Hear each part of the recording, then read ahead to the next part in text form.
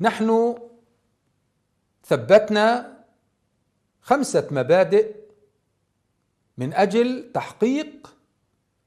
هذا الاتفاق الذي نسعى إليه. هذه المبادئ متمثلة في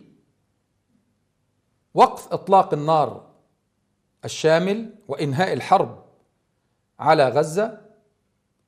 الانسحاب الكامل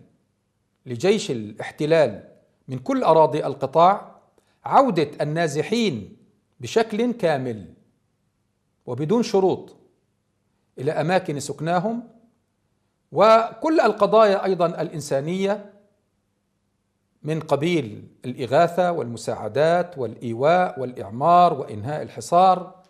وكل ما يتعلق بهذا البعد الإنساني لأهلنا